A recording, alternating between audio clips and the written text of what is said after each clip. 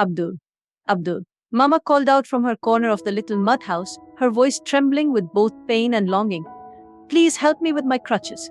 I need to use the bathroom. Abdul, sitting lazily under the mango tree outside, pretended not to hear her. His headphones blared loud music as he sipped from a sachet of cold water. Inside, his crippled mother struggled to drag herself across the dusty floor, tears streaming down her face. Abdul's cold heart had long grown immune to her suffering. He didn't just hate her, he resented her very existence. To him, her disability was a burden that shamed him in front of the world. Murma, paralyzed from the waist down after a terrible accident 10 years ago, had always tried her best. She sold vegetables in the village market, enduring insults and stares just to ensure Abdul had food to eat. But no matter what she did, it was never enough for Abdul. He despised her crippled legs and her crawling movements. To him, she was a disgrace, and he wished she would just disappear. Late that evening, Mama was in the kitchen, bent over her small firewood stove. Her weak arm stirred the bubbling pot of soup with difficulty, the scent of aguzi and smoked fish filling the air. She knew Abdul would refuse to eat her food as usual, but she still cooked, hoping one day he'd change. Unknown to her, Abdul had been waiting for this moment. As soon as she dragged herself to her room to rest, Abdul sneaked into the kitchen. He stood over the steaming pot, his face twisted with disgust. This woman is useless, he muttered to himself, pulling down the waistband of his trousers. With a wicked smirk, he urinated into the pot of soup. When Mama returned to the kitchen later that night, she served herself a small portion of the soup. As she tasted it, her face froze. Something wasn't right. The taste was of bitter, salty, and strange. She looked at the pot, then at Abdul, who was now lounging on the old bamboo chair, scrolling on his phone. Her heart sank. But she said nothing. The next morning, Mama asked him calmly, Abdul, did you do anything to the soup last night? Abdul didn't even bother to look at her. What if I did? He replied coldly. Mama's eyes filled with tears. She had always suspected Abdul's hatred for her, but this was beyond her imagination. She clasped her trembling hands together and prayed silently, asking God to touch his heart. Days turned into weeks, and Abdul's behavior only worsened.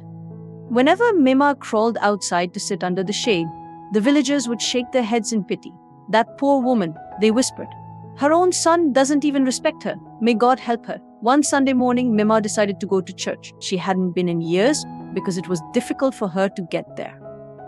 But something in her spirit told her she needed to pray. She begged Abdul to help her get dressed and wheel her to the church.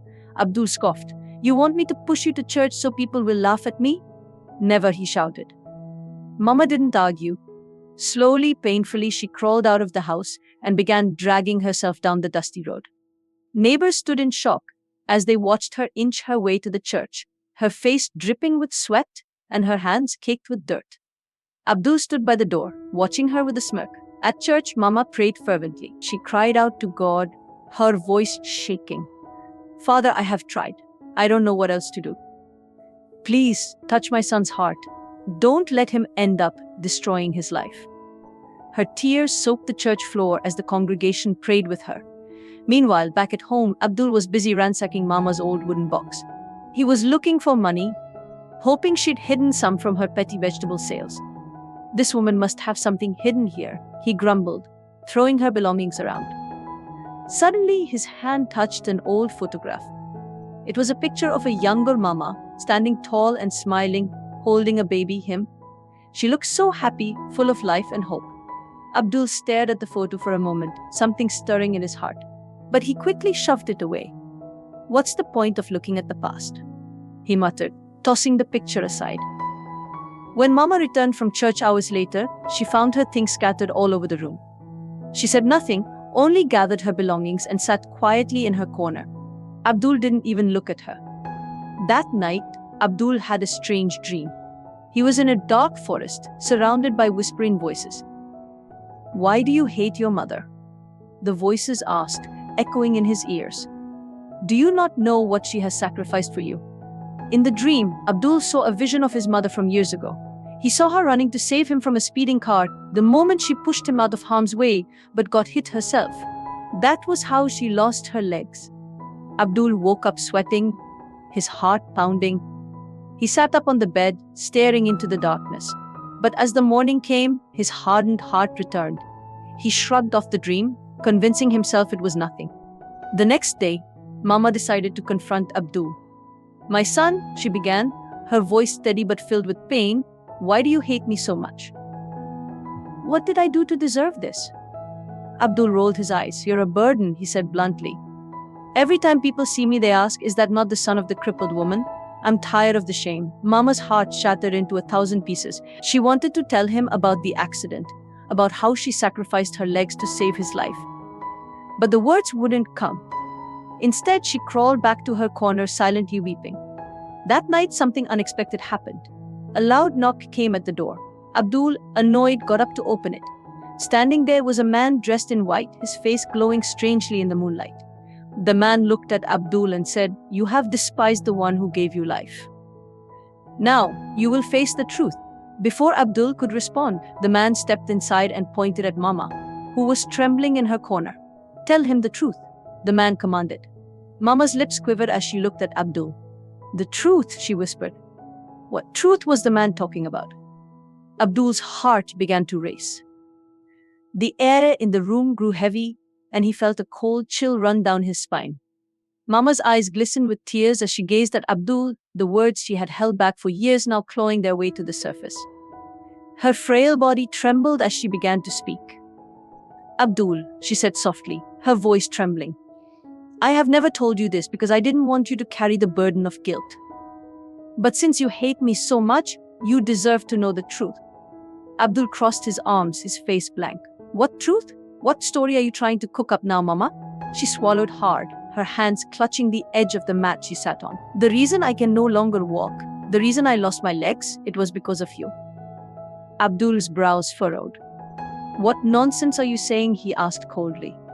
Mama's voice broke as she continued, 10 years ago, we were walking back from the market.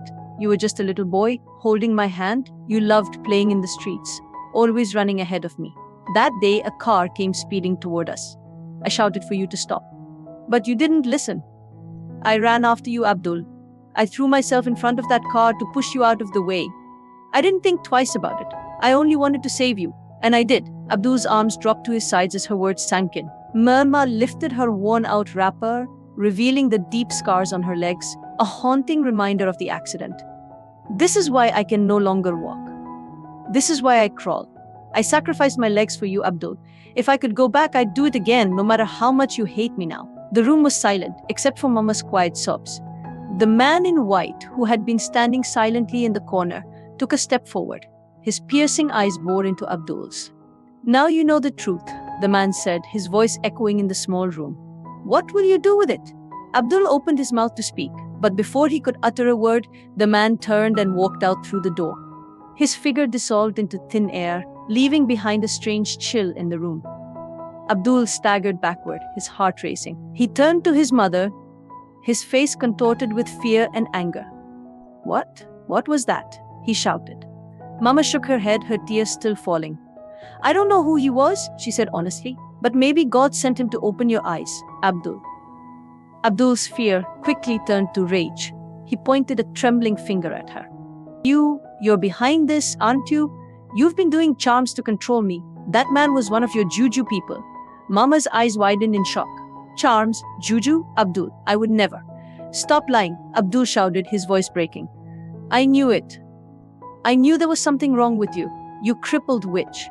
Before Mama could respond, Abdul stormed into the tiny room they shared, grabbed a few of his clothes, and stuffed them into a bag. He moved with urgency like a man being chased by invisible spirits. "Abdul, please don't go," Mama cried, dragging herself toward him. "Where will you go in the middle of the night? Please, my son." But Abdul was deaf to her pleas. He slung the bag over his shoulder and pushed past her. "I'm leaving. I can't stay in this house with you and your evil spirit." Mama clung to his leg. Her crippled body sprawled on the floor. "Please, Abdul, I'm all you have. Don't leave me like this. Please, my son." Abdul kicked her hand away, his face twisted with disdain. "You're not my mother," he spat. "You're a curse." With those words, Abdul stormed out of the house, slamming the wooden door behind him. Mama lay on the floor, her heart shattered into pieces. She screamed his name into the night, but the only response was the distant sound of his footsteps fading away. Abdul wandered through the village, his mind racing, the man in white, his mother's story, the scars on her legs. It was too much for him to process. He didn't want to believe it.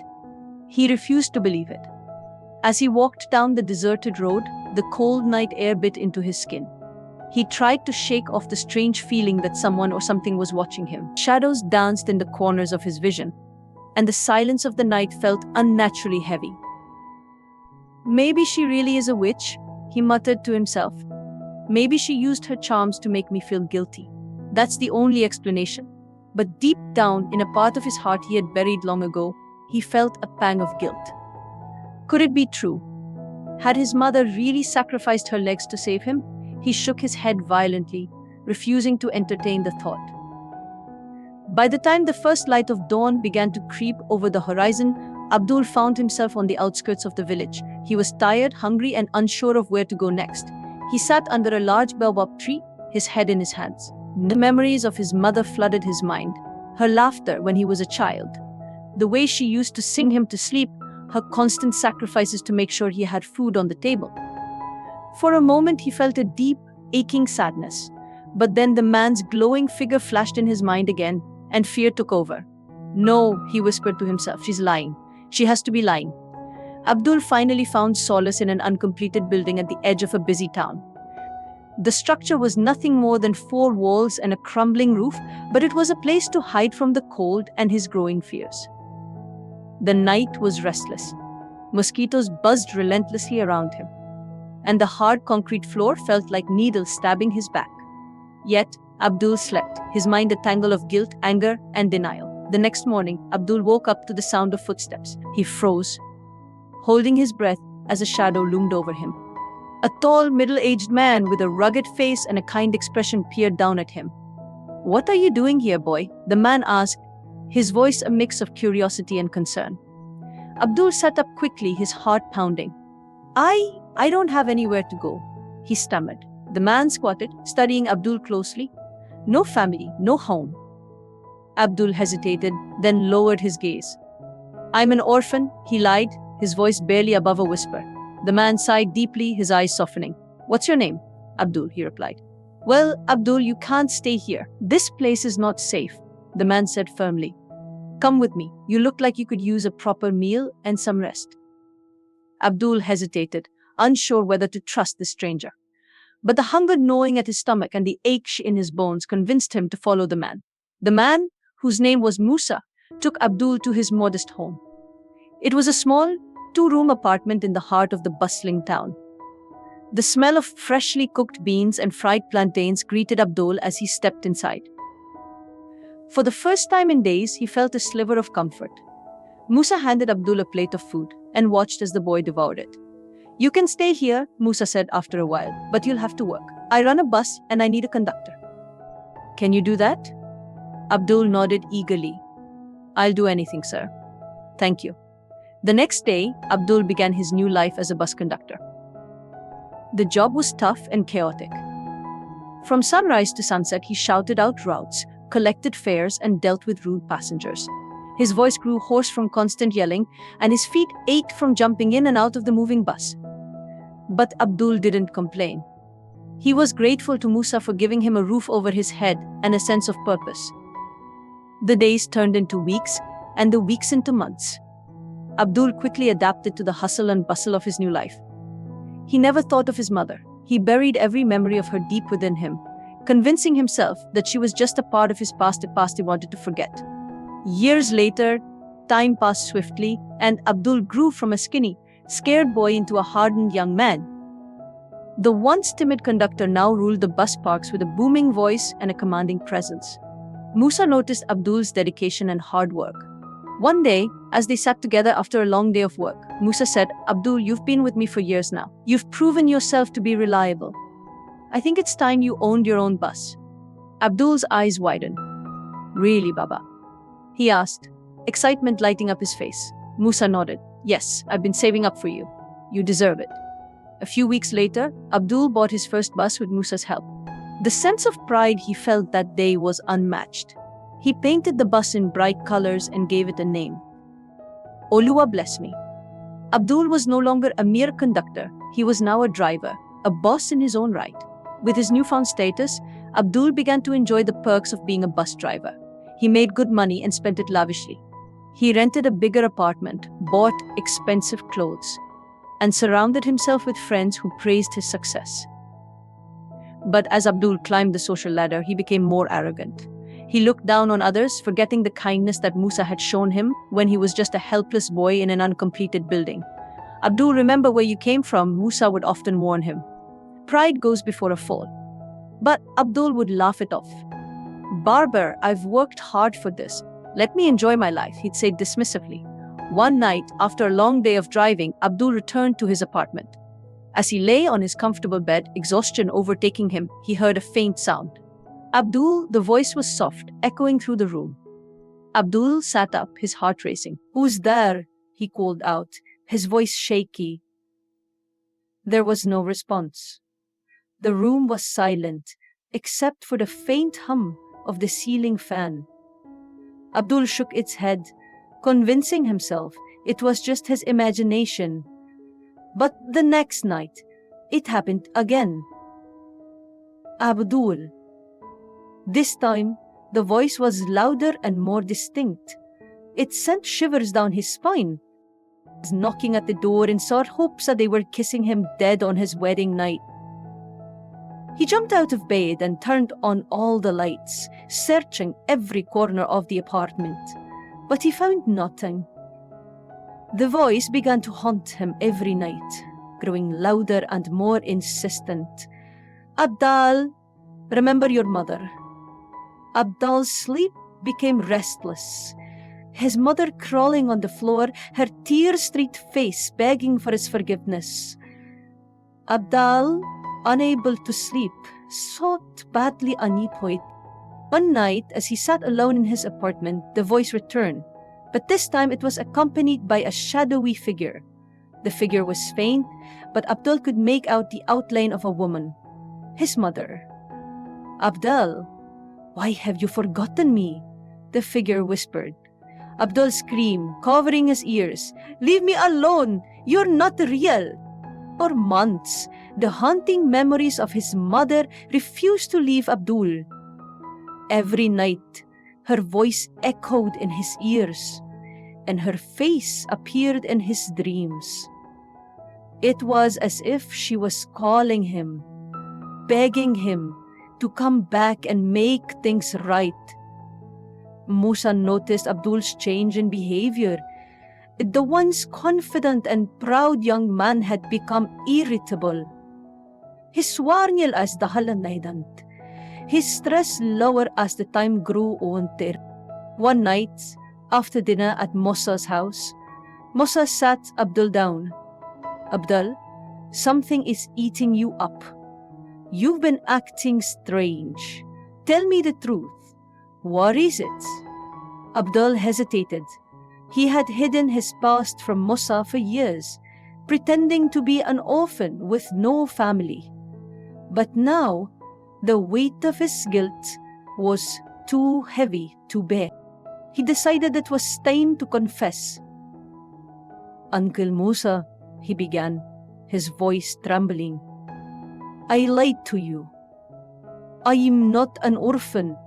I have a mother. Musa's expression hardened, but he said nothing, letting Abdul continue. I ran away from home years ago. My mother, she was crippled. I hated her for it. I was cruel to her, and when I left, I never looked back. Mea fixes kashsadda.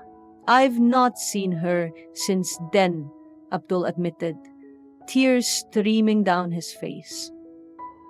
Musa was silent for a long moment, his jaw clenched.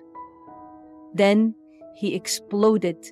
You mean to tell me that all this time you've been living in comfort, calling yourself an orphan, while your mother, crippled and helpless, was left to suffer alone? Abdul, how could you? I was ashamed, Abdul said, his voice breaking. I didn't know she... Shut up, Musa bellowed. You don't know what shame is. You abandoned the woman who gave you life. Do you know what it means to be a mother? Do you know the sacrifices she must have made for you? Abdur hung his head in shame, unable to meet Musa's fiery gaze. Inali Khatil. Listen to me, Abdal, Musa continued, his voice shaking with anger. You will take me to your village. I want to see this mother of yours. If you refuse, I will make sure you lose everything you've worked for. Do you hear me? Abdal meekly accepted.